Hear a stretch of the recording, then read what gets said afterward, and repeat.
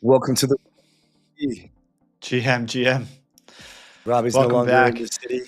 Robbie had a 3-day stint here, and he was burned out. I did have a 3-day stint. You know, the noise of the city to the signal and connectivity to the external world just really feels like there's a frequency in the air. Don't get me wrong, there's a frequency with the people in New York. We attended a ton of great events. We did our event, Andy, our event co-hosted by Magic at the office. Dude, that was awesome. Phenomenal. So much fun. We had so many familiar faces, so many friends, tons of new friends. And it was the first time that we hosted a real event, really on our own. We had a great co-host in Magic, but that was our breakthrough into the event space, followed up by Research Day, followed up by Mammoth, New York City. The vibes were immaculate. We were tuned into the frequency, in the mix, shaking hands, having drinks, having fun. I think you were the only one that had any espresso martinis. Those aren't really my shtick, man. But I'm glad you got to enjoy that. I think it's a New York staple from what I had seen looking around. They were flowing. What were you drinking up there? You had Moscow Mule, vodka soda, a bunch of water, orange juice, and more. So, man, we got some cool guests today. We've got Zach, Chainlink God of Chainlink. I've been following his content for a long time. Fortunately, we had Tom Dunleavy of Varus Capital, unfortunately reschedule. That's all right. And then we've also got Cito, who runs Emotion at Anisha. We spent some time with Zon last week. That was fun as well. So looking forward to that. Welcome back, guys, to the show, the Rollup TV, on the frontier of all things tech, AI, finance, crypto, and more. Third week in the books here on the stream. So it's going to be a good one. We'll dive right into some of the topics. There's been a lot happening in the last even like 24 hours. Finding it that it's funny to even set up these run of shows because literally just last night there was more things that happened. So why don't we jump right into the first topic, man? Circle in informal talks to sell for $9 billion or more to Ripple. I thought it was fake when it first came out. Well, the Ripple thing is pretty funny because everyone thinks Ripple's dead. They don't ship. Where have they been? They've just been getting sued to an oblivion. Look, the fact that Circle is selling doesn't come as much of a surprise. I think the front leader and still a co-front leader to acquire Circle with Ripple is Coinbase. Yeah, so I thought Coinbase was fighting Ripple for the bid here, basically. I think they are. They're not going to acquire them together. I think these are the two leaders in the race to acquire Circle. Yeah. Coinbase is a significant partner. Circle has been operating almost as a sister company to Coinbase for such a long time.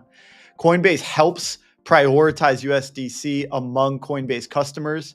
So it really seemed like a no-brainer that when Circle announced their IPO, that sort of turned some heads, because it always seemed like Circle was going to get acquired by Coinbase, which still could happen. I think Ripple is the dark horse in this acquisition.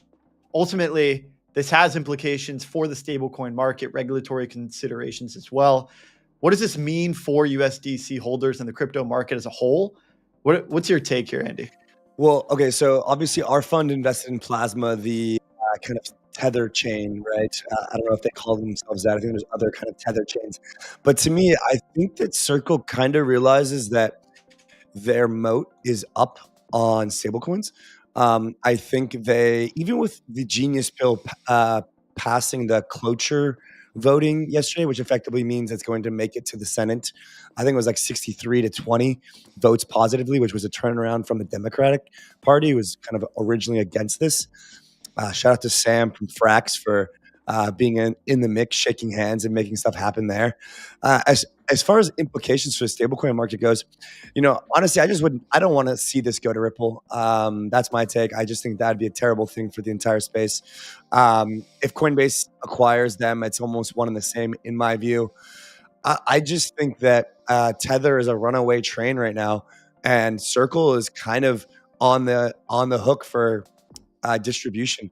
Right? They have Coinbase. Obviously, they've got Coinbase Wallet within Coinbase, but Circle itself is on the hook for distribution when it comes to companies like Stripe, like PayPal, like Bank of America, like even Facebook and Meta. So, you know what? I think that there's going to be a bit of a shakeup here, but again, my thesis is just that Tether's dominating, and this is kind of a sign of weakness for Circle, and that I think that we'll continue to see Tether grow at a much faster rate than Circle.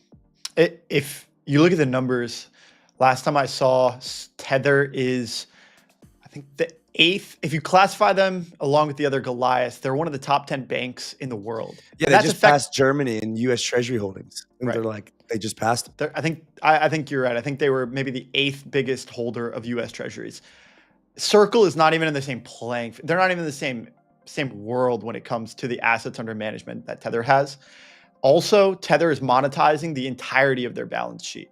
Circle is only doing a fraction. And so, yes, Circle may be making millions of dollars on their deposits with USDC.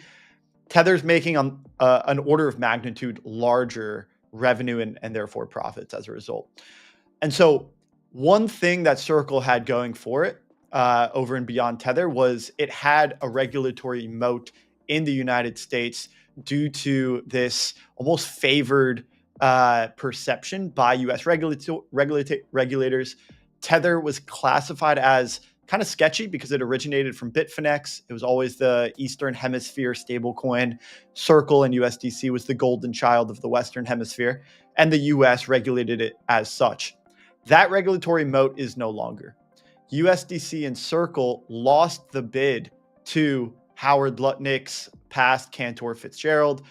21 Capital is co-leading this massive Bitcoin investment with Tether and Jack Mallers from Strike.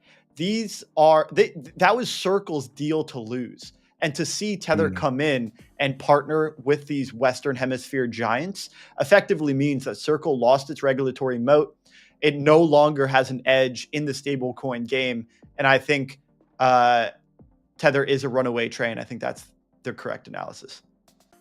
This train only goes in one direction. Speaking of that, we've seen some really interesting macroeconomic moves in the last 24 to 48 hours. So part of the stablecoin thesis is expanding the USD's dominance globally. And I think that's going to be a very important part of the stablecoin thesis. But part of that comes at the potential expense of other nations' fiscal and monetary policy situations. And right now in Japan, we're seeing some really, really interesting dynamics here where their bond yields are increasing at such a rate that is extremely rare for the Japanese economy. And so, for basically like what this means is that Japan has been running at a very low interest rate, low inflation environment for a while. But I think that's flipping on its head where the inflation is starting to pick up, the bond yields are starting to pick up, and their prime minister Ishiba made a stark comparison to the recent Greek debt crisis, saying that it's something similar. So I know Arthur Hayes, when he's came on our show, he's talked a lot about yield curve control, and that's been something that Japan has effectively consistently done. As you can see, they will always keep the USD JPY ratio somewhere above that 140 or in that range. But I think things are starting to kind of spin out a bit here. So look, man, I just see this and I'm just like more and more reasoning to buy Bitcoin. Like it's just so obvious to me that this is just a bullish Bitcoin scenario, and that the fiat experiment is unraveling slightly in Japan. And look, I think they're going to be fine, but it's just crazy to see that in a matter of days, just explode as they have. What we're seeing in Japan is not uncommon. Japan's financial minister did allude to Greece. Other countries have faced this as well in Argentina. This is the debt curve, the death spiral, excuse me. And I mean, every crypto native degen saw this in Terra Luna, and I'm not going to draw comparisons between Japan's fiat currency and the USD native stablecoin in Terra Luna, but this is what happens. Ray Dalio is calling for this, and it's basically a look at the situation as it unfolds in America and globally. And that is where we have interest rates that are high because people are worried that the US and countries globally are going to default on its debt. And so, yes, you look at the national debt and you're looking at upwards of $35, $36 trillion. That is a large principal of debt. And that would be okay if, debt interest rates were manageable. We've accumulated all of this, but also debt is a tool. It's a technology that we can use for leverage. And because America has so many assets on its books, I mean, American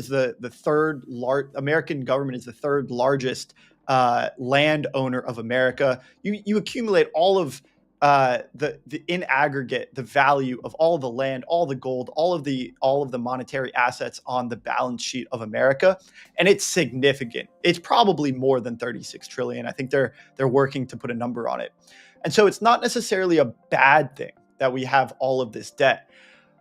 The scary thing here is the interest rates on this debt. And so right now, 10-year treasuries are upwards of 4 or 5%. 30-year treasuries are starting to kiss 5%. This means that we're starting to pay this much interest on that national debt. The interest that we pay on national debt is now 6% of GDP. We're also at a deficit of 3% of GDP.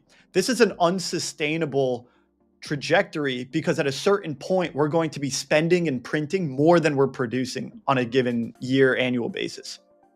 And so what happens here is as debt increases and interest rates increase, it starts to eat up more and more of the money that we produce goes to financing the debt that exists. As that happens, the consumers of US debt become even more worried that we're going to default on our payments. This is why Moody's just downgraded US credit to like a AA instead of a AAA. And so what happens here is that sentiment worsens. People think that the US debt is no longer good. We're going to default on the debt. It's probably not going to happen. I'll explain why.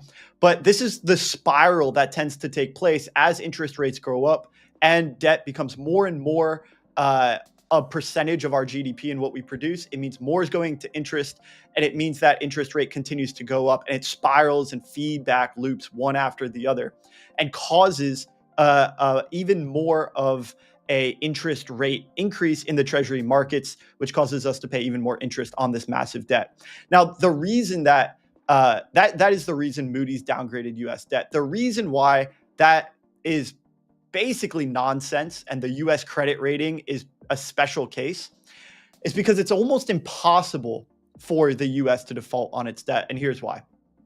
The US controls the money printer. And so if you're a consumer of US debt, and you're thinking to yourself, well, is the US going to default on its debt? Is it going to pay the interest on these bonds, even if treasury rates are 7, 8, 9% and interest is 9, 10% of GDP? Of course, the US is going to pay its obligations because it controls the money printer. It can print its way out of these situations. And so this is the reality, is that, look, we may have a debt crisis in the US, but we have the solution. The solution is the money printer. And so we can always print our way out of these situations. We can either let these things get really bad really quickly and default, or we can print our way out. And Andy, you had a great screenshot of a great Ansem tweet the other day, which is basically, look, we can do this the hard way or the easy way. We can inflate the currency extremely quickly and enter some sort of hyperinflation, or we can do it gradually over time. It's really just a matter of how we want to go about doing this. And so when we look at fiat systems, this is the inevitable reality of hyperinflation slowly. I'm glad we have our local macro analyst in the building. That was impressive, man. There are solutions that the administration is working on to get this under control, but ultimately this is the one monetary lever that every administration has in its power to pull or to not pull. Well, I object to all the money printing simply by holding a majority of my net worth in crypto, and will continue to do so. And I think that there's going to be more of these situations globally. So on a more lighter heart note, did you know that human gene editing is now a thing? This is something that has exploded since, I guess, a couple years back. I don't know how or what this has really came about, or what the moral or ethical dilemmas are. But I'm kind of wondering, like, if I can just have my genes edited in real time through some sort of like, like, is this going to be like a rich person thing? Like there's a real human trial here of gene editing. What's your take here? Look, man, I'm bullish on experimentation. I think in this situation, there was a teenager with a rare immune disorder, and he decided of his own free will to have his genes edited to remove these stem cells and correct his missing DNA and re-implant the cells after chemotherapy. Now, 66% of his function has returned normally with no major side effects for now. This is the first ever in the world for sure. Absolutely. It's the first ever successful trial here. I think CRISPR has been used before, but it's very controversial. And if you look at this, I tend towards this philosophy, which is that you can't argue with the outcome. Like, I used to have a basketball coach that said, look, if you're not going to do it my way, it better work. And you can quibble about whether or not this is moral or immoral and the ethics around this. But ultimately, if this patient had his genes corrected and he avoids some long and distraught chemotherapy process or succumbing to his disease, you can't argue with the outcome. And I think it must be labeled like successful. Authoritative, view of the world. I think the key thing here is that the patient decided to do this of his own free will. I think the authoritative view would be forcing people with a particular disease to follow this line of treatment or forcing anyone not to follow this line of treatment. The purpose of technology and free will is that we have options available. I think maybe this is where our libertarian crypto native ideologies could come out, where ultimately our job is to provide people options. It is their job to freely decide whether to take these options or not. Yeah. I mean, look, we had Jan from Open Mind on last week, and he was talking about, transhumanism and whatnot. This just feels eerily close to moving towards a world where there's an intersection of AI and humans. Like, it just feels like we're just going to move closer and closer to where robotics and humans are coming into the same picture. We'll have AI or some sort of like editing program that allows us to implement some sort of like, things like Neuralink and things like these very high performant technologies into human DNA, which, if you think about how evolution actually works, it really makes you wonder what somebody like Darwin would think about human gene editing in the real world today. So, I'm quite cautious with these types of things. It's a great thought experiment. So let me ask you, you sound a little bit apprehensive around this sort of technology. If we had the opportunity to, edit our genes and maybe make it, we could jump another 6 inches, we could, bench press another 100 pounds. Are you taking that opportunity? Am I taking the opportunity to jump higher and bench press more? Maybe when I was on a basketball team in high school. The question becomes, what is like the side effects or the potential negative outcomes of this? And I just feel like, sure, everything went well for this person in this trial, but what about a year from now or 2 years from now or 5 years from now? I think that is the right question to ask, right? It's a pro-con analysis. You look at the pros, you say, look, I can do this, I can be faster, I can think smarter, I can jump higher, I can do all these things. What are the negative side effects? I think that's the right question to ask. I also think, we see these GLP-1s, and these are another example of the technology where, I can choose not to be hungry, right? And if I'm an overweight person that struggles with that, I can choose you could also just take the Ozempic shot right up your butt, It's not much different. That is the GLP-1. There's Ozempic, there's Wegovy, right. So at a certain point, you're editing your hunger, just like you could edit your DNA. How much of this is innate to our human nature? I think Darwin would definitely have some things to say about this, but ultimately these inventions are man-made, right? And so is it our natural selective process to create these things that can continue our ability to survive as a human race? Maybe that is part of natural selection. We got to get Brian Johnson on the show. Anyway, moving towards exchange as a service wars. So basically what's happening here is traditional finance is starting to embrace crypto rails, which is really, really, really bullish. Coinbase is partnering with Webull, cracking with Bunk. And it just feels like mainstream adoption is happening through these established financial platforms, crossing the chasm for retail investors.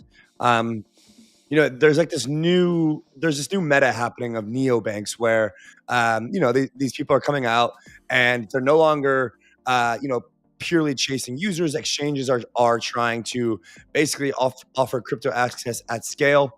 And they're trying to basically verticalize their entire stack. So we kind of see this exchange as a service where moving from just trading and just onboard users to having trading, custody, stable coins, on and off ramps, other sort of even like AI influenced services. So, then think about L2s, Kraken, Inc., Coinbase Base.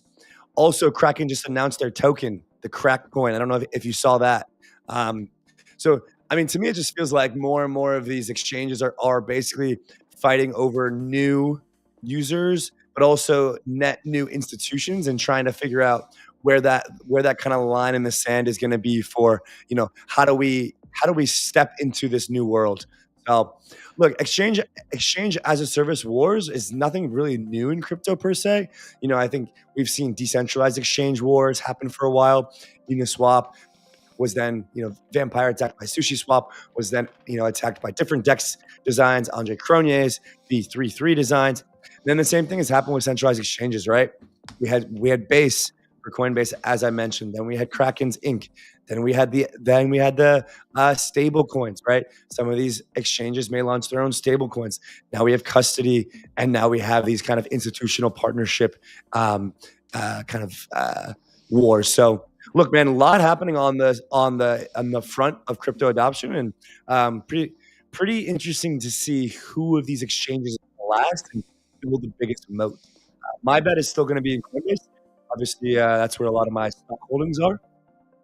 But Kraken's an OG, and Bybit and some of these others are also huge. Obviously, Binance as well. But it does kind of seem like Kraken and Coinbase are playing in the more institutional, regulated game than the Bybits, Binance's, crypto.coms of the world. But at the same time, they are all making progress in that direction as well. So, yeah, man. We're doing the show from the West, right? And absolutely, Bybit, OKX might be running the same playbook and starting to form these institutional relationships in the East. Here's why I think exchanges as a service are a fascinating concept happening in the banking space, because ultimately these are neobanks. The whole thing about going bankless was never really the answer. Self-custody has some problems. It's really about creating a better bank, one that is more peer-to-peer and is structured in such a way that's not predatory to its customers. And so this is what's happening here. Ultimately, deregulation is free markets. And you may fall on, free market side. And I think it's interesting to think about why the Democrats are now taking the side of free markets as an opposition to tariffs. That is something that we could talk more about. And so if we look here at what is happening in the exchange space, right now you're seeing crypto exchanges partner with brokerages and stock exchanges. Ultimately, we do see exchanges and banks. It's a slippery slope, and these cascade onto one another. And so what deregulation creates is a lowering of barriers to enter the market. And it also separates these moats. So, Coinbase, Robinhood, JP Morgan, TD Ameritrade, they had massive moats because they had done the regulatory work and compliance work and spent the resources to create this moat around them and basically put up the walls behind them so that no one else could enter. deregulation allows these banks and these existing players to capitalize more on their opportunity and their current position as an incumbent, but it also lowers the barrier of entry and allows new players into the market. And so what this creates is this dynamic where, yes, the incumbents see more opportunities, but also there's new players that enter the market. And this is where innovation can really thrive.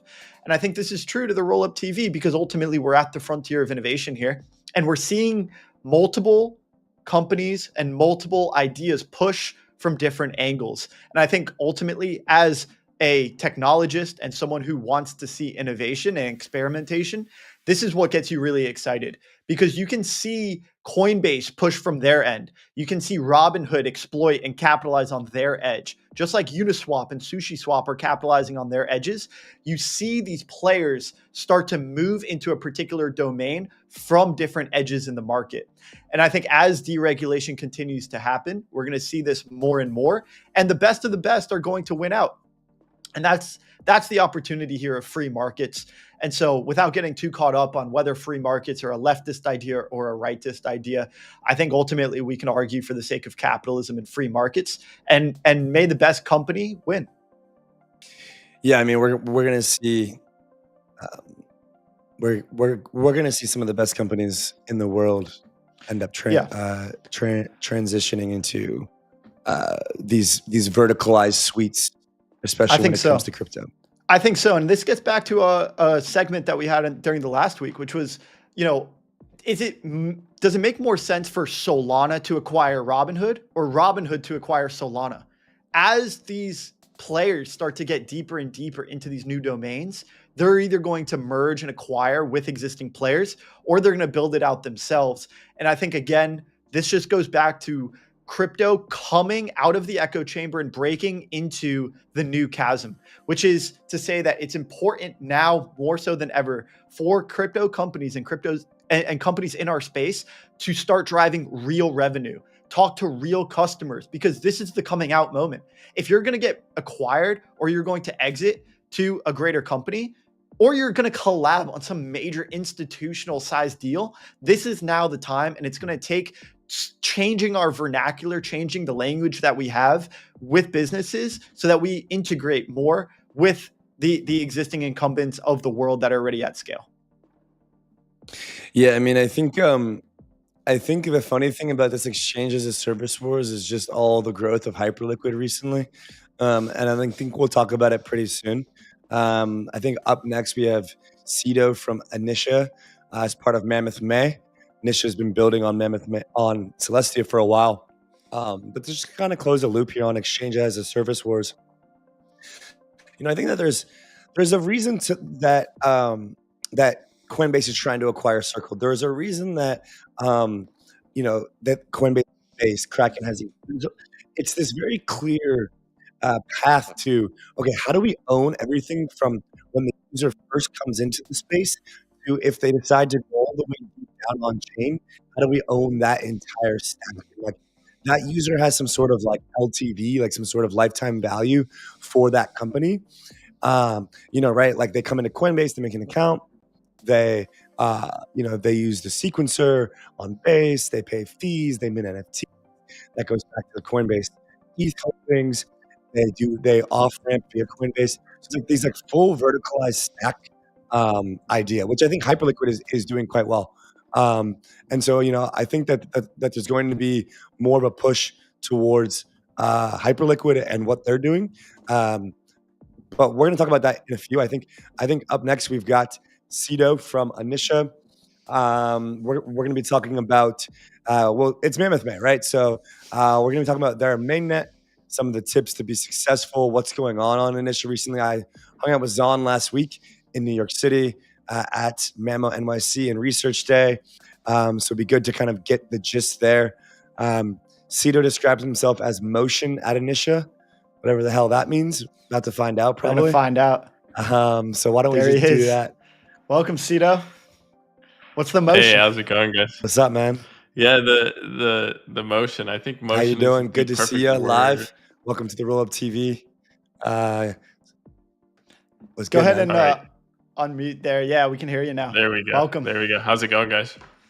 Good, man. good. Looks like you calling in from your mansion. Yeah, a little empty room. This is a little office at the parents' house. Not at All the right. mansion level just yet. Where are you calling from? Maryland. All right, nice. A little small town in Maryland. You didn't Be want to back come in up New to York the soon. city? I'll be back there soon. I'll be back there in a few weeks. We got some stuff cooking up with some teams in the ecosystem there as well. So that'll be really fun.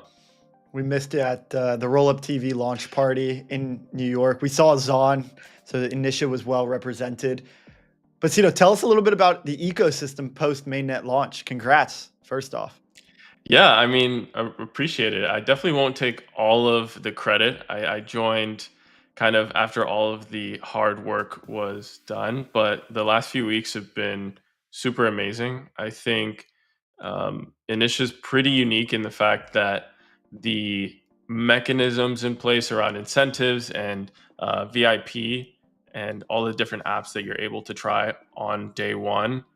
There were a few kinks in the interop, kind of like bridging and the UX there, but we've kind of worked those out and we're upgrading a lot of the things that are happening there. And yeah, it's been super fun. Some projects have already like sold out really high ticket NFTs with 𝘗𝘃𝘬𝘕 and their 𝘰𝘬𝘃𝘕 gaming chain. echelon, which is a move-based money market, has their Rollup live, and they've already have like around 30 mil in TVL. So yeah, things are going really, really good.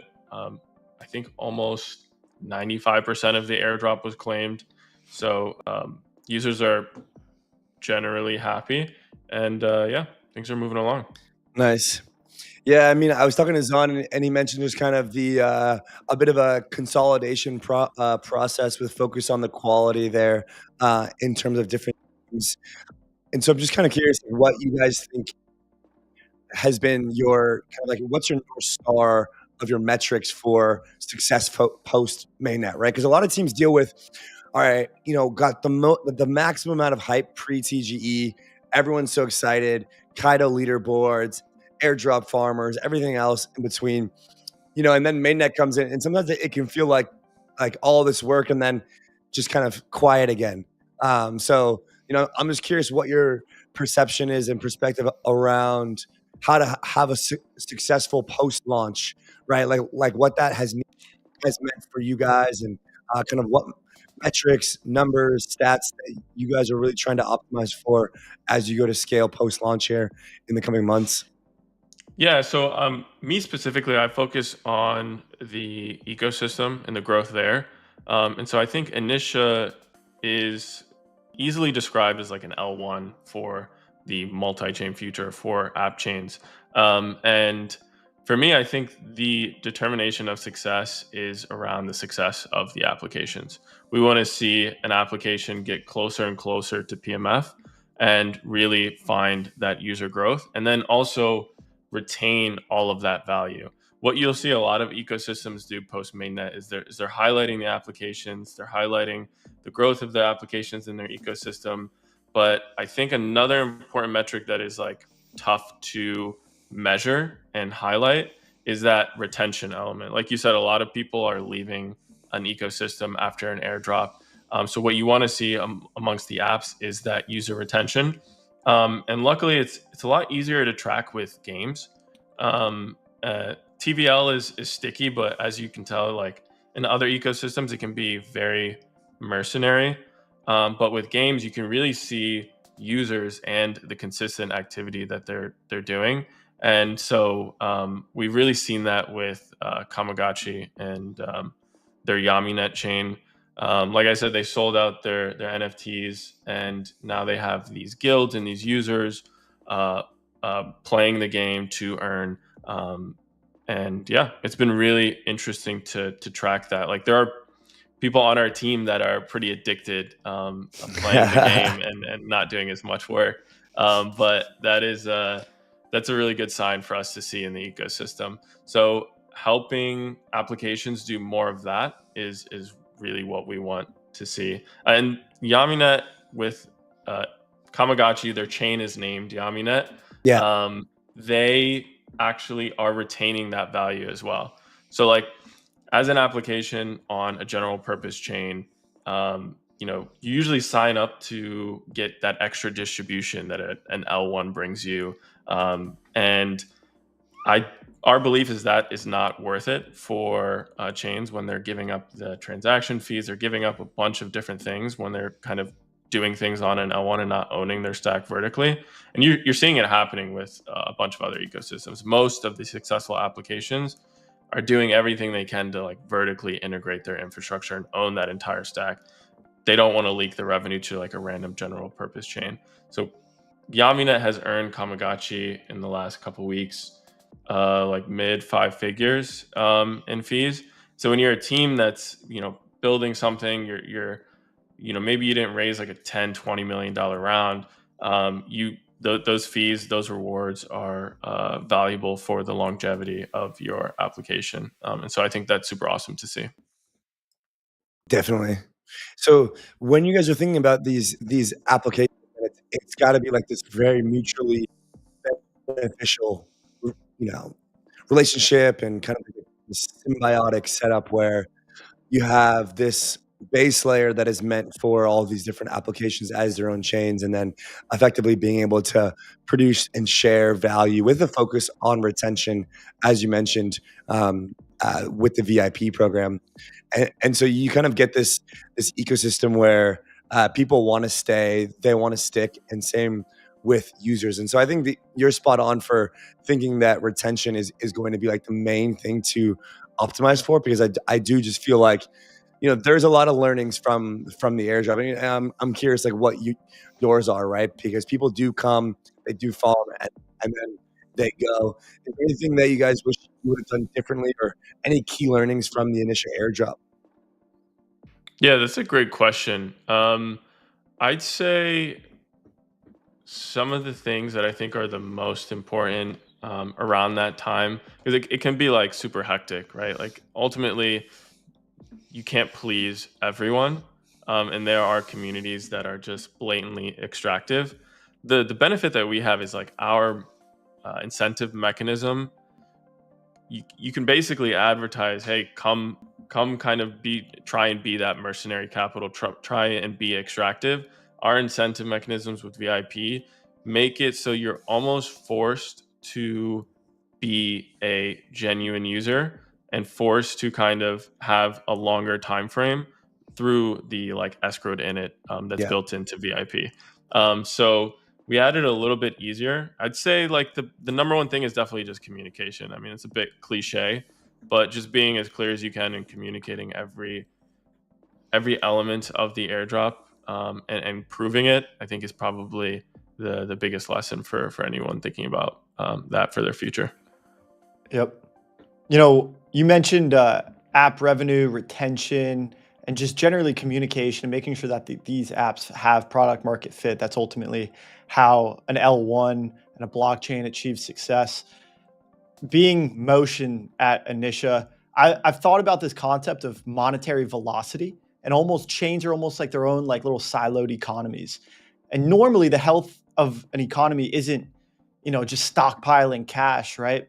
It's all about people transacting back and forth. And the more times that a dollar changes hands in a given set of time, it's like this frequency of transactions increases. There's a lot of monetary activity, a lot of commerce that's happening on a particular chain or economy. So what are some lessons that you've learned about motion at Anisha, doing this, kind of sparking more and more motion amongst these apps with the chain, doing transactions back and forth among users? How do you stimulate economic motion at Anisha?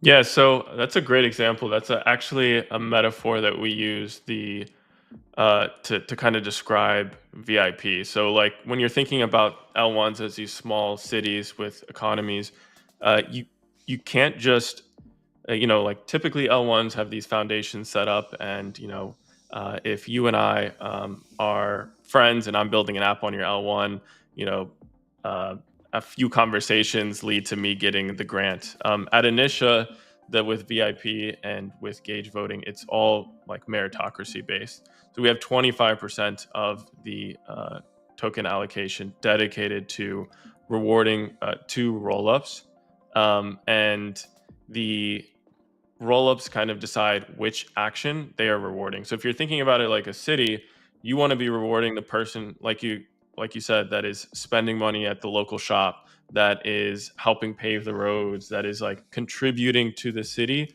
over a long time frame. What you see with other ecosystems is they're not just incentivizing actual economic activity, they're just incentivizing like things like stagnant liquidity. And that you can kind of see kills the growth, and it shortens people's mind frame when they're participating in that city and their timeline to multi-week, multi-month. With VIP, you're forced to think on basically a year time frame, and you have to continue that activity to unlock your escrowed init that you're being rewarded. So if you're a gamer, you would obviously vote for 𝘗𝘓𝘵𝘬 to have more allocation of the epoch's reward. And as you game, you earn. But if you stop gaming, your VIP score diminishes and you lose a bit of the rewards that you would have gotten unlocked at a later period in time.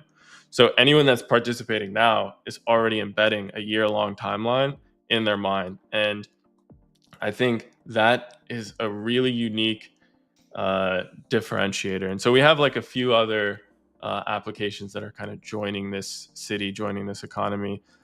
If you think of VIP with the gauge voting like curve, there is basically a bribe market coming called 𝘗𝘯𝘵. They will be launching super soon. And what that will allow is people that don't really want to deal with understanding some of the mechanisms, but want to earn and be aligned to be able to do that. So it's kind of like the convex curve. 𝘗𝘯𝘵 is going to be that incentive layer and bribe market for the ecosystem. So that'll be really cool to see how maybe like the short term minded person participates in the ecosystem, because attracting that user base is also important as well. Yeah. Yeah, we did a pretty wild podcast with 𝘗𝘯𝘵 in Denver, and the founder had this crazy hood on it. It was pretty intense. Yeah.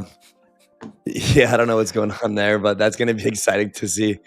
I think that's indicative of the vibes on Anisha. Like everything's very, well, it's kind of like magician and like very, I mean, it's focused on fun, but it almost reminds me of like a Pokemon vibe or like an anime vibe where it's like kind of like sleek and dark, like a Dark Knight type vibe. Is that, what are like generally, what's like the brand archetype of Anisha? Like what is kind of the, what are the characteristics of the Anisha users when you go and you describe them to someone? Who are you looking for? Yeah, most of the time the users are actually a lot smarter than even I am.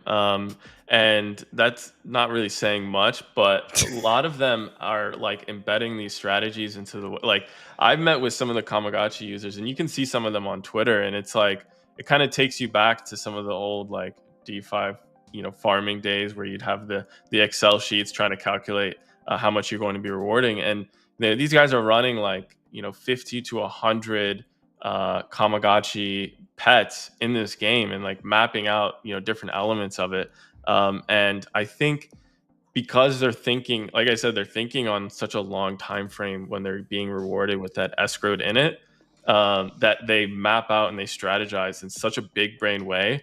So I think like things like that, and like things like 𝘗𝘯𝘵 like being this like kind of weird group that is mysterious in some ways, I think is a good description of the vibe. But it's all covered up with just like cute pixelated characters. Yeah, it is. It's got this like Eastern influence as well, which I think is particularly interesting for the crypto community at large.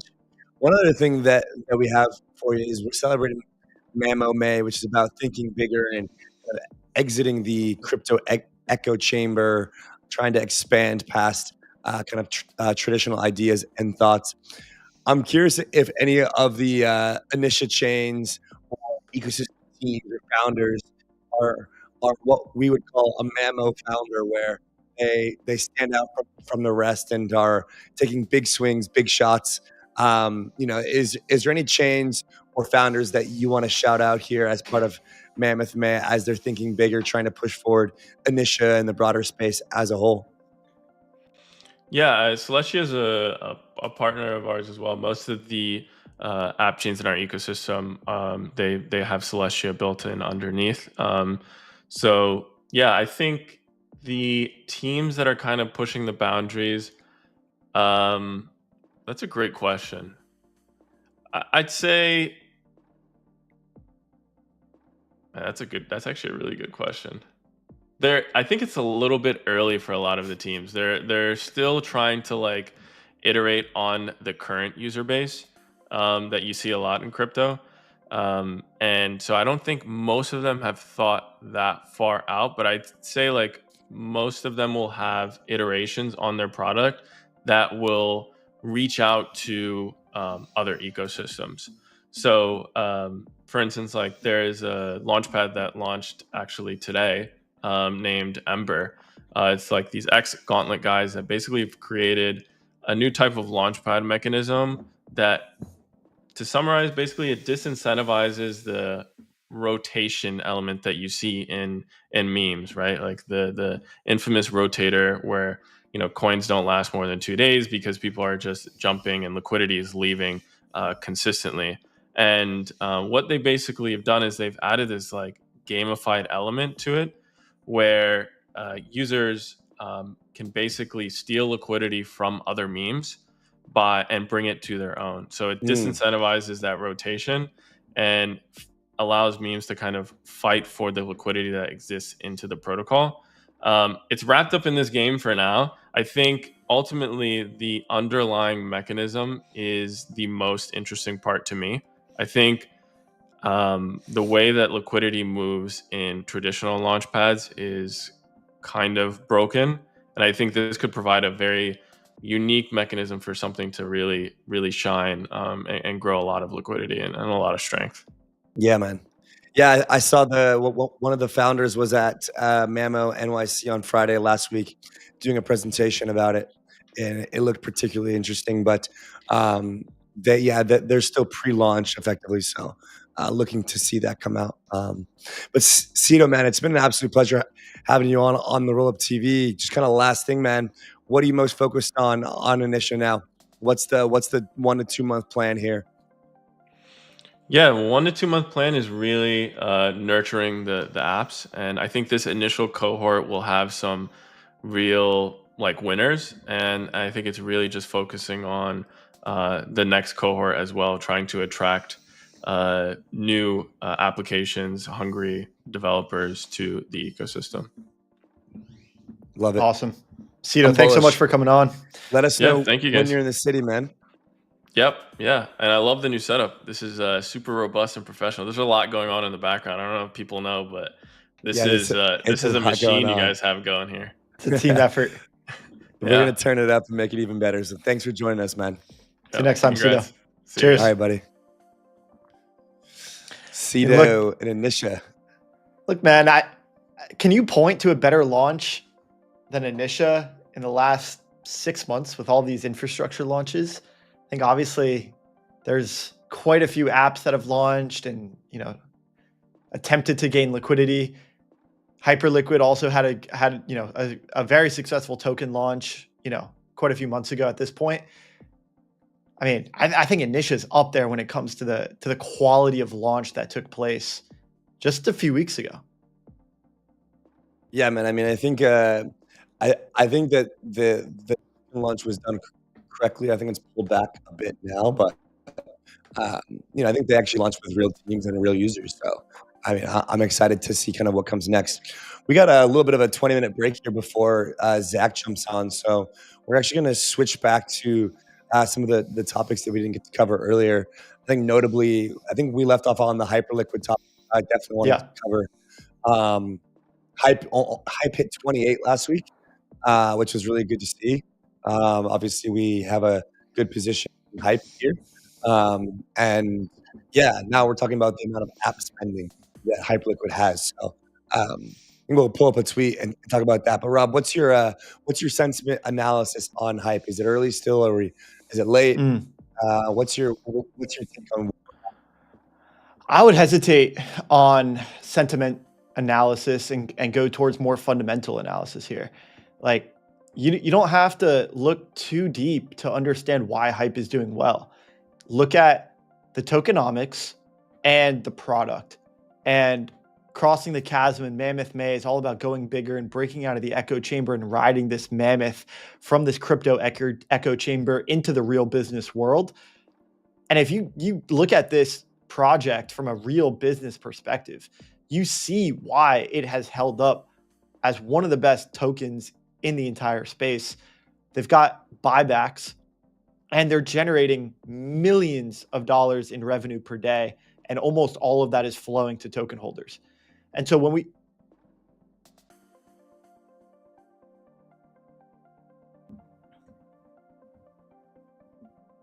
it's another one doing buybacks, right? Compared to Hyperliquid. Right. So if you look at Hyperliquid and, there was some CT drama going back and forth about, look, what is the right way, the right metric to value a chain or an app? And ultimately, there's a couple of these metrics going around. You can look at GDP of this app, which is essentially how much customers are spending on transactions flowing through this app. Or you could look at real economic value, which kind of takes aside some of the extraneous metrics and focuses on the value that customers are gaining from using these apps. I think ultimately, if you look at the protocol revenue that's coming through, just like a pure app product market fit perspective, you look at the business model. I mean, the fundamentals here, they don't leave room for speculation. Everyone's going to apply their speculative multiples to whichever project they decide to believe in. But at a certain point, you can't argue with the outcome. You see millions of dollars of revenue per day. That's flowing into the token. That is buy pressure and creating a floor on the token. Well, they're buying like 50 million of it a month or something right now, which is crazy. So look, if we click on the picture here in the middle of the frame with the chart, we'll see the the big idea here, which is effectively that in this, Hyperliquid has one of every $8 spent across all apps on all chain is spent on Hyperliquid. And so this means that it literally is accounting for 12.5% of application revenue on all the applications across every single chain. Like, that's incredible. Like, that's mind-boggling when we think about like what is the killer app of crypto. I mean, Polymarket had it during election season. Let's not get it twisted, but that has changed. Hyperliquid is the killer app of crypto in this moment. It's just a perp text. So that begs the question of, look, like if just Coinbase and Binance, right, it has buybacks and it has real revenue. I mean, that's the killer app here. They took the protocol and they said, look, we created a successful protocol. Yeah. Then they said, look, we're going to launch a second product. It's called the Hype token. And we know the value proposition of a token is to go up. And so how are we going to manufacture a successful token? How are we going to find product market fit for a market that wants the token to go up? They're going to create a token that goes up, and they're going to have buybacks that help that value proposition take place. Well, it's just so easy to hold the token because it's like, that they're going to be TWAPing millions of dollars into it every single day. And so, look, the counter argument to Hyperliquid is one, Haseeb told us about this, right? He said, look, if I'm Brian or I'm CZ, I'm going to US regulators and I'm saying, look, this is not okay. These guys are stealing our lunch. And they're going to find some reason to bring the regulatory hammer down on these guys. The second counter argument is, look, Coinbase, well, first let's back up a little bit. The regulators are looking at perps. There's studies going on at the CFTC that are saying, look, let's see if this is a financial instrument that ought to take place and happen in our regulated markets. Yeah. And if the CFTC comes out and they say, yes, perps are okay to have on licensed exchanges, we could see Coinbases and Krakens and these of the world launch perp dexes themselves. And theoretically, that eats into Hyperliquid's market share. Do you think that's the case if Coinbase launches perps? Is that eating into Hype's profits? Or do you see a way that Hyperliquid navigates around that? I don't know. I just think that Hyperliquid has all the on-chain traders that would want to trade perps, and those are a special market. And that, I think the big breakthrough here is actually the lack of KYC more than anything. Like, I think there's a reason why people use Hyperliquid to trade is because you don't have to KYC to trade perps. Coinbase would obviously have KYC. Even if it was. So I think that they would take a dent in the market for sure if they launch 24/7 perps, similar fee structures. But again, like the people are using Hyperliquid and are staking the token to get fee reductions, to get better pricing, and they don't have KYC. So my takeaway is that, look, I mean, I don't know where this thing goes or what the market's going to do, but as long as the amount of volume in trading continues to stay up, we know there's going to be a significant amount of buybacks. And if we think Bitcoin's going to perform well, then you could just probably assume that something like Hype will do well. And I also think that Jeff fits in this Mammoth founder arc where it's like realized he needs full stack control, launches his own chain, breaks the entire mechanism of airdrops and points and all that, and does it in a way different way. And then has one of the most successful launches of a new token in a while that I can remember. So, man, I mean, that's all I really have on Hyperliquid. And I think that let's just be patient here with our position. I think I was saying 50, you were calling me bearish. Now you're saying 75. I'm saying like maybe not. You're saying 100. Twitter's telling me 200. Flipping Solana. Kobe's trying to escrow a bet. So like, let's just stay grounded here. But look, man, I think if we get some nice moves, 50 to 75 is in the cards. It's one thing I think you're known for, Andy, is staying grounded, 10 toes down. And I think you're right. I think generally patience is a virtue here. Ultimately, I like to take a thesis bet on whether or not this is going to happen within a certain time horizon. And I think given that there's two significant events, one bearish, one bullish, I think this is where we take these into account. And to me, the question is like, does the bullish thing happen before the bearish thing? Does Hyperliquid achieve greater product market fit or some sort of, for the token, right? So does Hype achieve exchange listings before Coinbase launches perps or the regulatory hammer comes down, right? Because ultimately, this is going to be steady as it goes. We know that just staying patient, as long as things remain in a vacuum, this thing is going to continue to do well. But we don't live in a vacuum. And so we have to look at the factors at play, and we have to consider, like, do these things happen? What happens first? Is it the bullish thing or the bearish thing? And I think the bullish route is exchanges come around. I don't think that's going to happen. I just think at a certain point, exchanges are going to look and they're going to say, look, like people want to own this token. Separate the token from the protocol for a moment. And if you put the protocol aside and you see what the value proposition is around the token, I think centralized exchanges are missing out on trading fees by not listing this thing. Yeah, of course. And also more price discovery and whatnot, and being able to maybe like, have their way of controlling it. So let's see what happens. I just don't see them listing it. If they list it, it's just going to give it more legitimacy. And right now they're like playing the game of like, we're not going to list it because it goes against our listing guidelines because like, North Korea like trades on there or something. So, I think they have to keep the facade up for a while. Anyhow, we got Trump and Trump's private dinner and his meme coin. On May 22nd, which is Thursday, the top 220 Trump holders are invited to a dinner with the president at his Virginia Golf Club outside of Washington, D.C. It was announced last month, and the tally closed Monday night. Nobody has any idea who is going to be there. Obviously, it's just wallet addresses with the amount of Trump tokens on chain on Solana. You got random people buying a seat with the U.S. president. Many people are obviously not going to be from the U.S.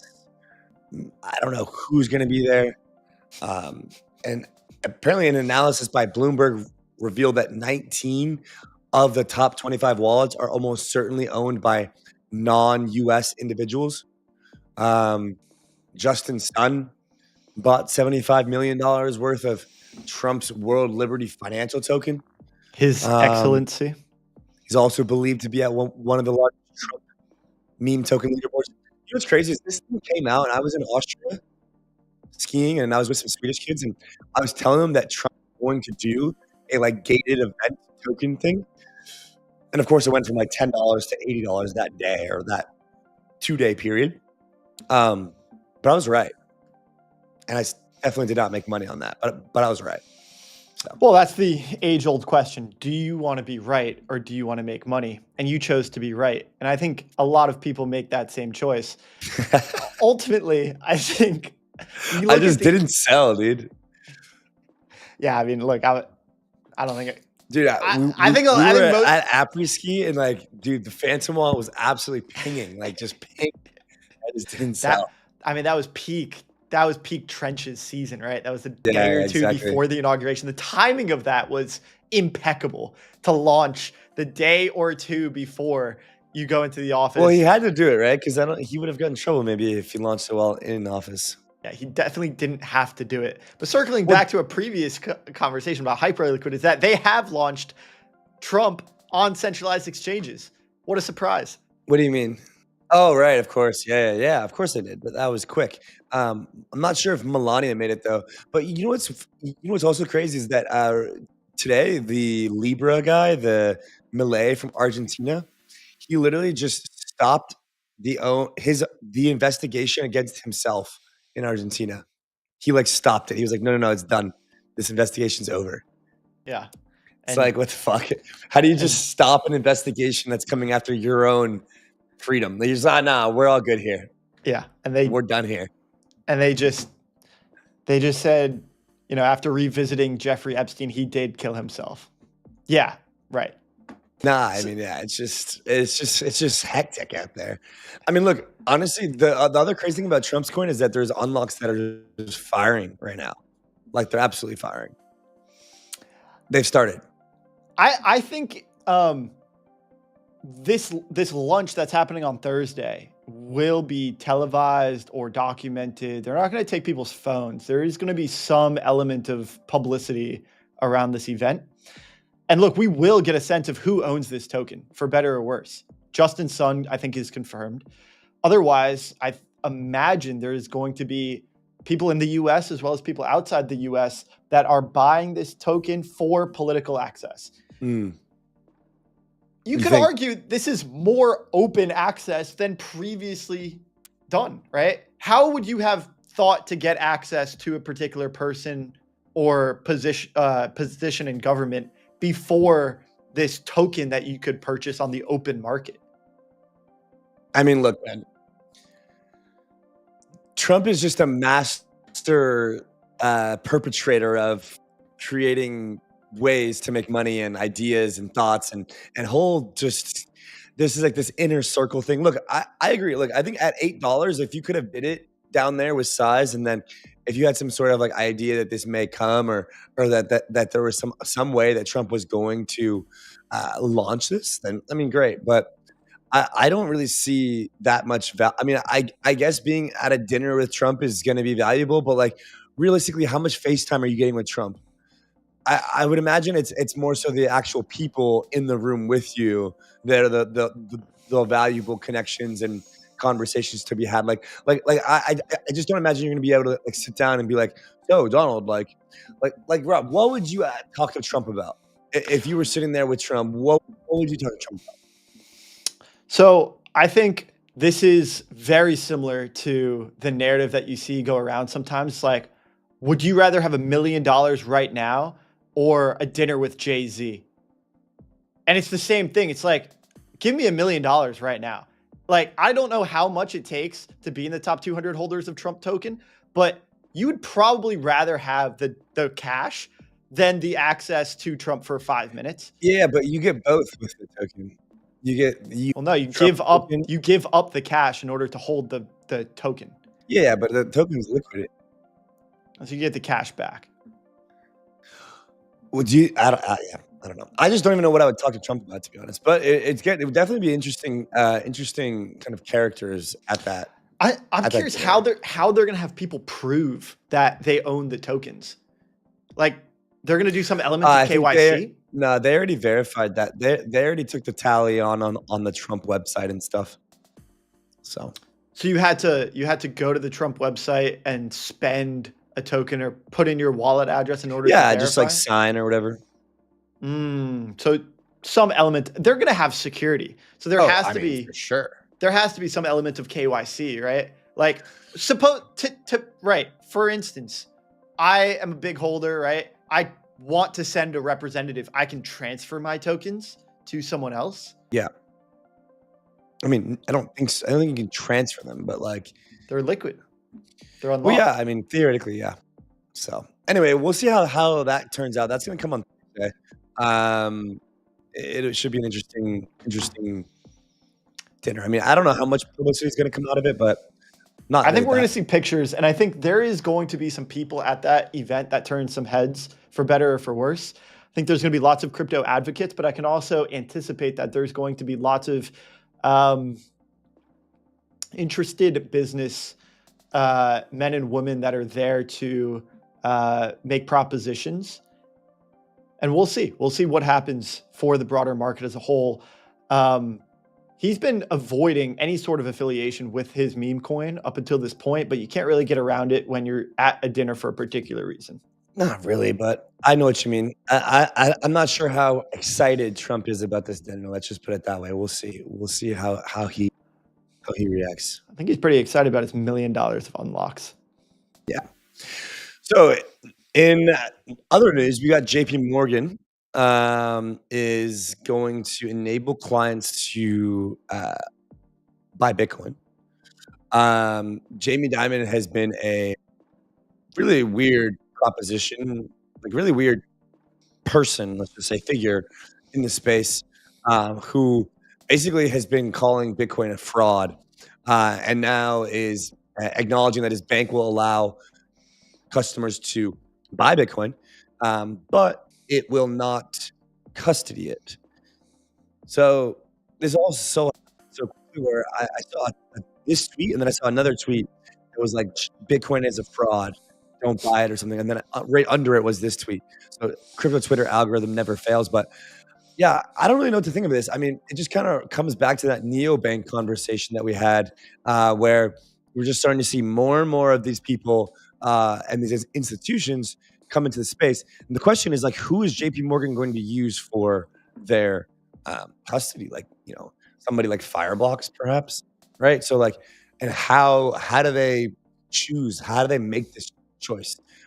Either way, $4 trillion asset manager or something, $5 trillion asset manager coming in. It's very bullish. Probably an additional buy pressure, but not sure what the big like net new or new kind of buying force is until we see like maximum FOMO on the Bitcoin chart.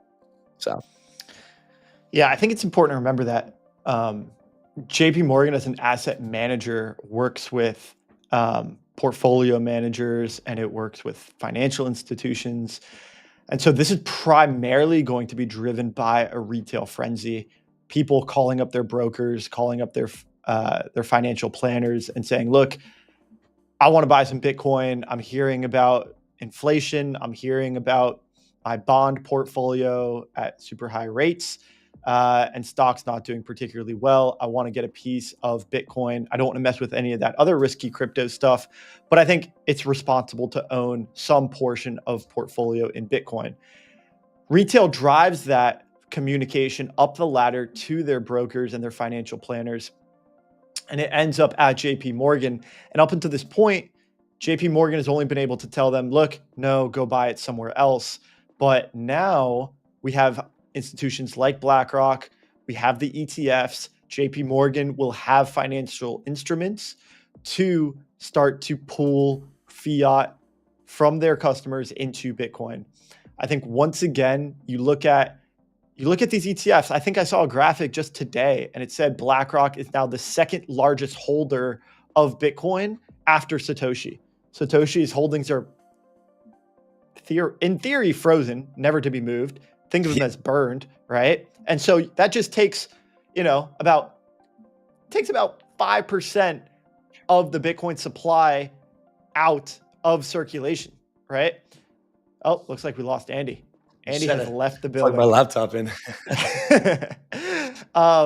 And so, you know, I think that indicates what is happening with Bitcoin and what is happening in the macroeconomic condition and situation overall is that, look, we have massive institutions, even custody providers that are accumulating all of the Bitcoin. You know, I prescribe not your keys, not your coins, but ultimately these institutions are scooping up Bitcoin left and right. And it's going to put on a massive short squeeze and supply shock in the Bitcoin market.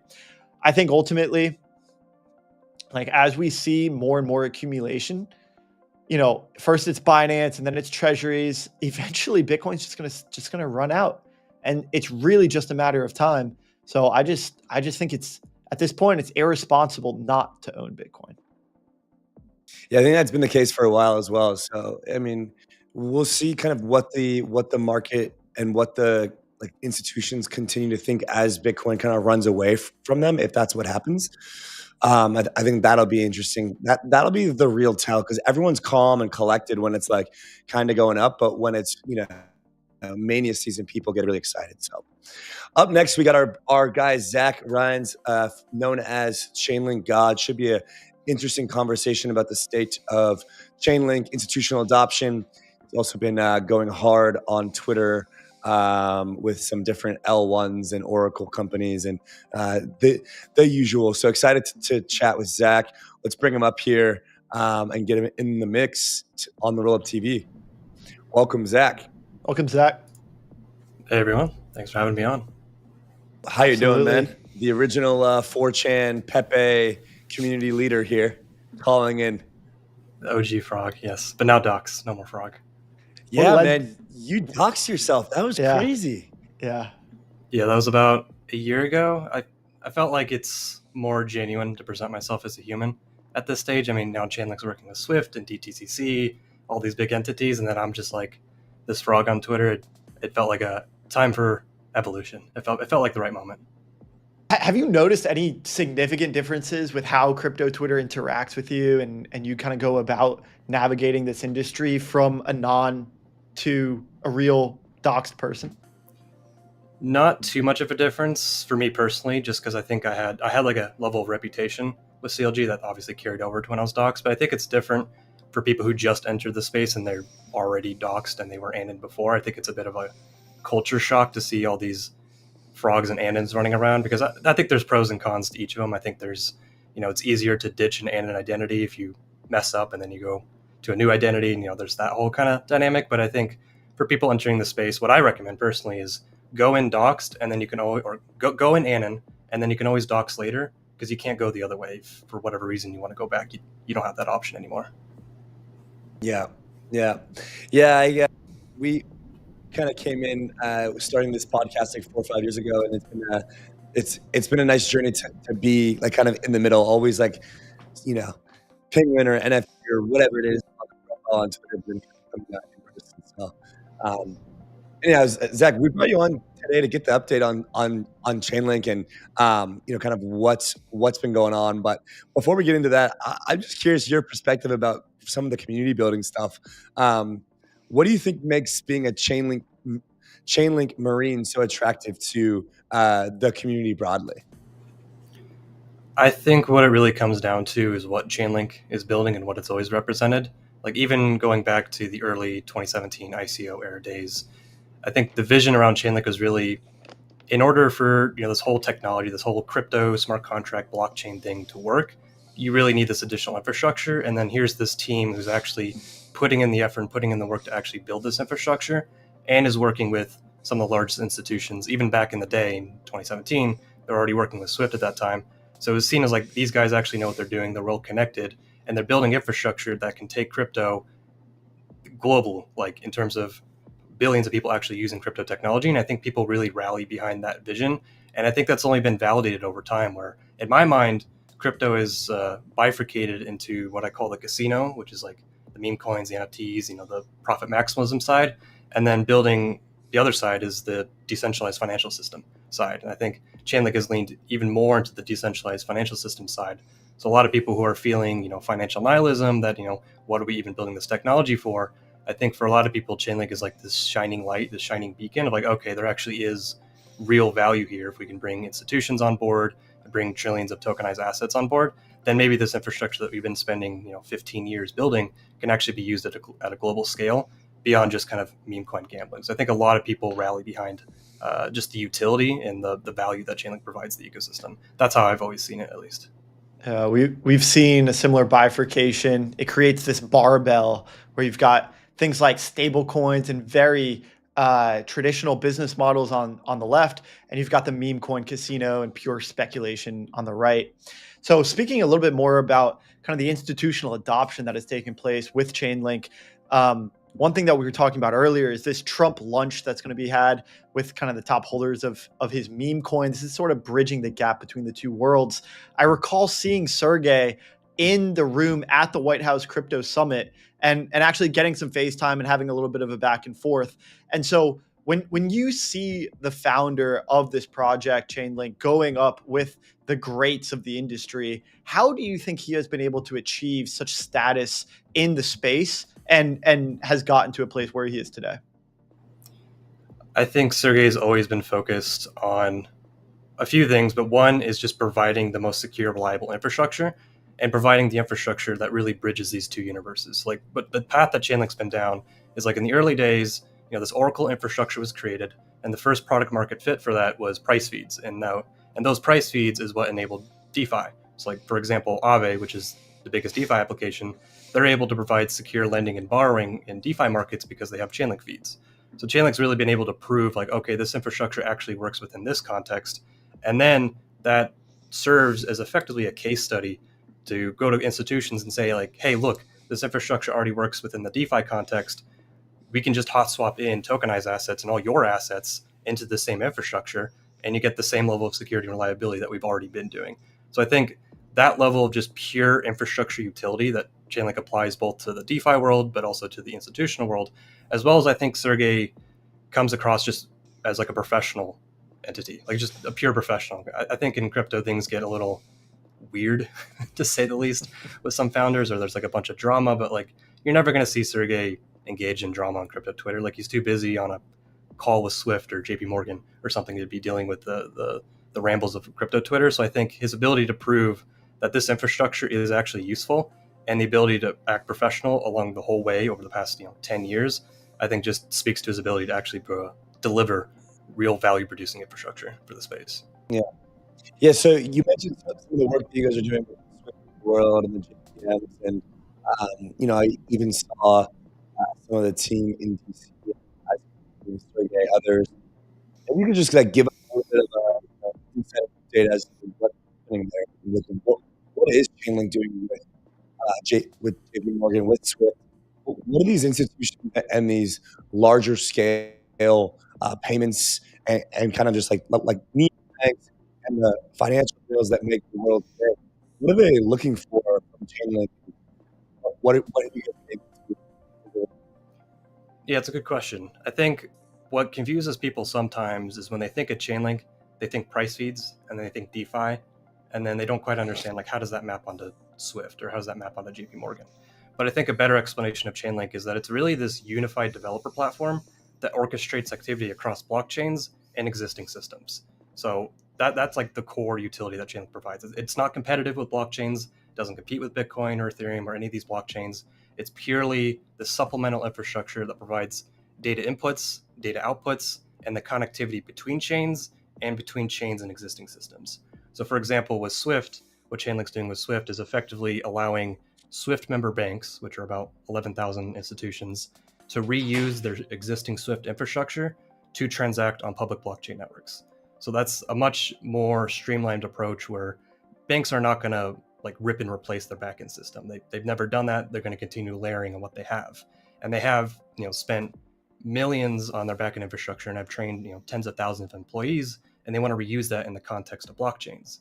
And it's actually very reusable because the same Swift messaging standards, the same Swift private keys that they use for the Swift network can be applied to the blockchain ecosystem one for one. So in that context, Chainlink basically provides this middleware infrastructure between the Swift network and all those banks, and all the public and private blockchain networks that they want to connect to today and into the future. And so that one's a very powerful use case. What was recently announced, I think it was just last week with JP Morgan and Ondo Finance, was a specific cross-chain delivery versus payment use case. And what that means is that a institutional investor who was onboarded to JP Morgan's permissioned blockchain, it's called Connexus, they were able to purchase a tokenized money market fund on Ondo chain using cash that they were holding on the Connexus permission chain. And Chainlink basically served as this coordination layer, coordinating settlement instructions between these two different blockchain infrastructures. So that model basically allows institutional investors to use their existing bank account balances or permission bank account balances to purchase tokenized assets on public chains, and not just Ondo chain. This could be replicated across any blockchain, any tokenized asset, and with any payment system. So in this situation, what Chainlink is basically doing is growing the pool of potential buyers who could purchase these tokenized assets. And this is just one example with JP Morgan and Ondo tokenized assets as being one example, which I think is really cool. And I hope to see it get applied to more institutions. Yeah, this is extremely cool. As we talk a lot about stablecoins these days, saw a graphic just today that said stablecoins are now 1.1% of the US dollar that is in circulation across the world. 1.1% of that is in stablecoins. And so question here is that, you're extending this credit supply to more. Ultimately, people around the world want to own dollars, and even more, they want to own interest-bearing dollars. So you mentioned something that is extremely important, and it was one particular word, and that word was public. When you were talking in the case of blockchains and how Swift could operate on a public blockchain. You've been around the space a long time. I think you know that has been a sticking point for crypto native users. Could you describe why it's so important for the Swift member banks to be operating with tokenized assets on public blockchains? Yeah, so fundamentally, just context, Chainlink is blockchain agnostic, so that means any public or private chain it supports. And ultimately, Swift member banks want to be able to connect to any blockchain that their counterparty exists on. So let's say I'm a bank, I issue my asset on my private ledger. That's great, but if I want people to actually buy my thing, they need to come to my ledger. And that's basically the walled garden approach, and that doesn't scale. So if I am an issuer of an asset and I actually want people to purchase it, I need to get my asset out into the market where there's actually buyers. And where we see buyers in the blockchain industry are public chains. And that's purely because of their network effects. Like Ethereum has millions of unique private keys. And so that's like millions of potential investors of that tokenized asset. So if I'm BlackRock, I issue 𝘗𝘓𝘗 on Ethereum in public chains because I know there's already buyers there.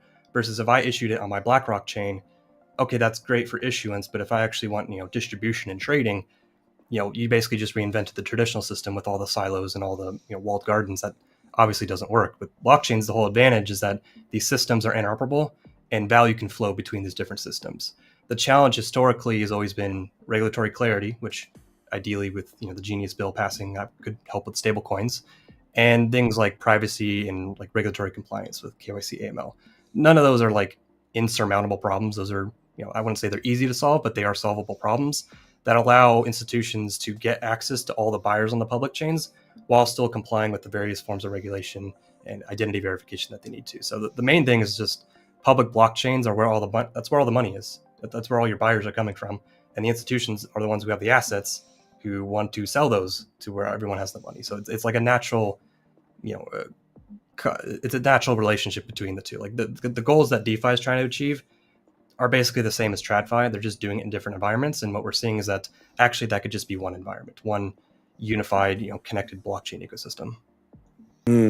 So that must be like the big current use case for CCIP then, right? Where while there's a lot of infighting going on about who can kind of own and operate the interconnectivity of, these public chains, where it seems like CCIP would have a large kind of step in the right direction, and a large edge here would be around this example that you gave with regards to being able to buy tokenized funds on Ondo chain while you have your capital on the JP Morgan chain.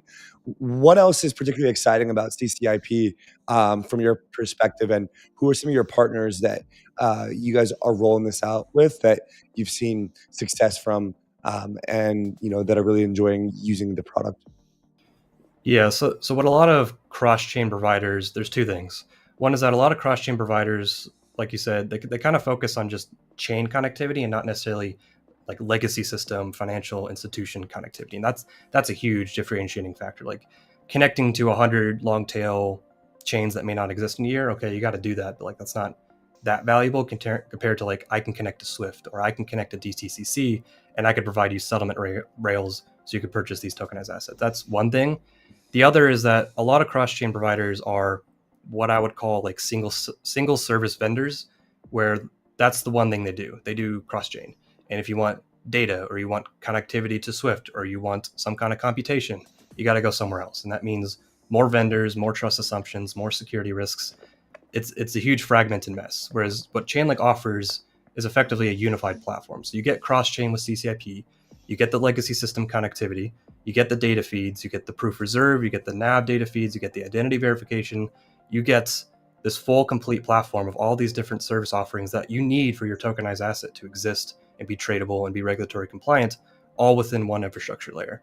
And what is really going to accelerate this is something that Chainlink announced that they were working on last year, is something called the Chainlink runtime environment, which is effectively this off-chain computing infrastructure that can coordinate activity between any chain and any existing system, where developers can just come in, write the programmatic workflow code, deploy it into this off-chain infrastructure, and it coordinates, okay, need an asset from this chain, need to move it to that chain, need to connect to a Swift payment, I need this data API, I need this identity verification, and it coordinates all these different activities together into one unified application. So really, at the end of the day, CCIP is a really key important part of the Chainlink platform, but it is like one part of the Chainlink platform. It's the cross-chain part, but there's also the data part, the off-chain compute part, and then the connectivity to legacy systems part. So it's really all of these different Lego pieces that, it's like providing developers like this bucket of Lego pieces and say like, here's everything you need, build the infrastructure required. You don't actually have to go mold your own Lego pieces, which is the equivalent to spinning up your own infrastructure, which is not practical for developers. So that's what really excites me, is just the infrastructure that unlocks new types of applications. Like, for example, DeFi was one example that Chainlink enabled back in the day. Yeah. Aave. I mean, Aave just hit, I think, 40 billion in TVL.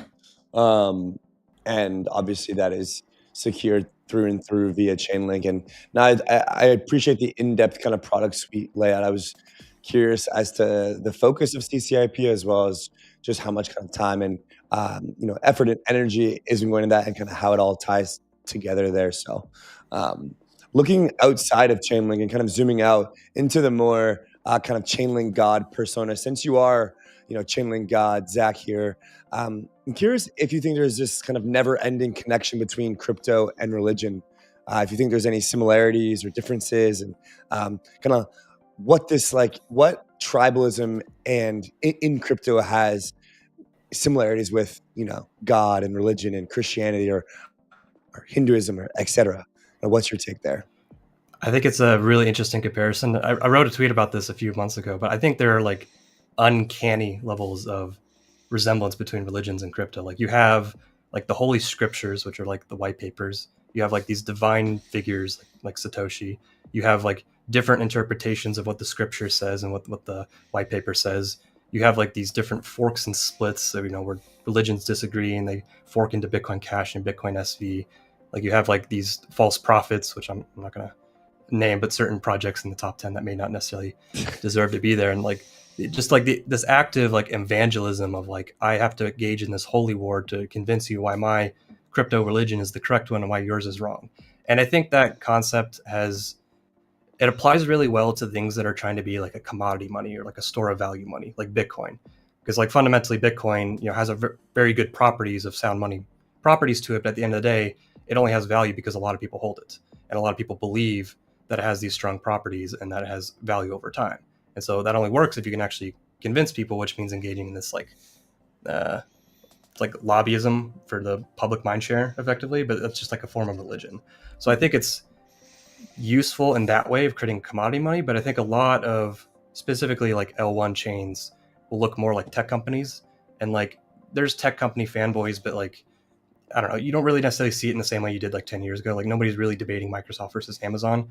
Like yeah, okay, there's a platform you choose and there's differences as the end user, but nobody's like, Apple stock is the best stock ever. If you hold any other stock, like you're a scammer, and like that like type of mentality doesn't really exist. So I think the crypto industry will, again, it'll bifurcate. Like there'll be the technology platforms, and that'll be more traditional, assets valued more on their fundamentals and revenue. And then you have the casino. The casino is kind of everything else that everyone debating about why their, meme coin A is better than meme coin B for whatever XYZ reasons. Like it's not going to go away. It's just not going to be the main theme of crypto. And the main theme of crypto will just be its useful infrastructure with tokens that generate revenue and monetize network effects. And there's kind of less need for tribalism when you can just look at the asset and say, okay, this one's generating, a ton of revenue and that one's obviously losing. So I think there's a lot of parallels. It was very helpful for growing crypto into becoming what it is today. I think Bitcoin will always have that, and anything trying to be like Bitcoin will have that, but a lot of projects will be more professional, more, I don't want to say companies, but like, I don't think that tribalism is necessarily needed once you've already won market share at that point. Yeah. Following up on that, marketing is a necessary condition of all of these successful companies. And just quickly before we let you go, do you have any advice that you would give to someone who's trying to compete or lobby for mind share, and especially on Twitter? How have you been able to maintain sanity amongst the crypto Twitter noise for so long, and sift through all that noise to ultimately achieve some significant mind share? Yeah, part of it, like obviously if you're going to be a figure on the internet, you have to have thick skin. Like social media kind of pulls the worst out of people. It just, it is what it is. But I think for the best thing that people can do really is find a good niche that they can focus in on, and like specifically a niche that not only they can own, like it's not something that anyone really dominates yet, but also like a niche that's going to be around for a while. Like if you're going to do a niche about some passing trend, it's, it's like the people who went all in on NFTs in 21 and, now they're just not that relevant unless they pivoted or became more of a general, influential person. But like you need to find that niche that you can find an audience of people who actually care about that topic. And it's not so broad. You basically are a jack of all trades, master of none, because that's not particularly interesting. And really you just got to be like a reply guy. Like you have to go find the conversations. If you just tweet out to the void, like that works if you're a bigger platform. But if you're just trying to like grow your platform, you got to go where the conversation is and provide actual value. Like it's a bit more difficult these days because you have a million ChatGPT, spam slot bots that you kind of have to deal with these days. But if you can provide genuine value and you provide more value than you extract, and you just give information and you find that niche, people will naturally come to you and follow you and come to respect you. But you have to like find the niche and actually like find something that not only that you're passionate about, but you actually have good takes or interesting takes at the very least. They don't necessarily have to be good, but that would be my recommendation. And it's going to be more competitive than it's ever been before, just because crypto's bigger and more complicated than it's ever been before. Yeah, appreciate that. I like your sentiment there about adding more value than you extract. We talk a lot about this principle of economic karma, which is similar. It's about providing more value than you extract. And similarly, I think that goes for information and knowledge anywhere, social media and beyond. And this is our opportunity to share knowledge and spread knowledge. And hopefully that's more than we're extracting. So Zach, thank you so much for joining, man. It was an absolute pleasure, and you're welcome back anytime. Yeah, thanks, Zach. Thanks for having me on, guys. See you next time. See you soon. Pretty bullish on Chainlink, to be honest. I just don't know like how all the product releases and updates across a lot of these different tokens relate to the token price. It's just there's such a disconnect. There's not in projects like Hyperliquid, but I agree with you for all the other ones that aren't tying together their token with their protocol. For Chainlink, they do so more than most, right? My understanding is that in order to use the feeds, to use the price feeds, you need to like the OG utility token, basically. Right. And so in that case, the more adoption of their price feeds, the more adoption of their token. Yeah. So pretty good episode today. Wish we had Tom on to join, but some interesting topics. Good to hear from Anisha. I think that they're going to do pretty well. They're hanging in there, holding on. Cito had some good thoughts, and then Zach, obviously with Chainlink God. So yeah, I mean, another episode in the books. How are you feeling, man? Feeling good, man. I mean, we're just continuing to pave the way, I think, for projects to cross the chasm. And you look at how this is being perceived on the timeline. I think there's tons of support. And ultimately, I think we continue to hear from Mammoth founders about Mammoth ideas. And these are ideas that transcend crypto, right? Founders that transcend crypto. These are people and ideas that go bigger. They go beyond the crypto native echo chamber, and they reach real people, real industries with real customers. That's your line, isn't it? Real people, real customers. Something Look, like I'd like to find a better, because real is kind of like ambiguous, but I think that's what it's all about, is like crypto, breaking beyond the echo chamber. Yeah. Well, what? I think you understand the sentiment. Where do you think crypto needs to reach in order to find, call it product market fit, right? Or a broader audience? Probably Bitcoin above 108K. That would help. And that's all that the space really needs, to be honest. That happened about 10 minutes ago, no? I don't know. I wasn't looking, but good stream today, Rob. We'll see you soon. Thanks, guys. Thank you, everybody. Thanks, everyone. See you next time.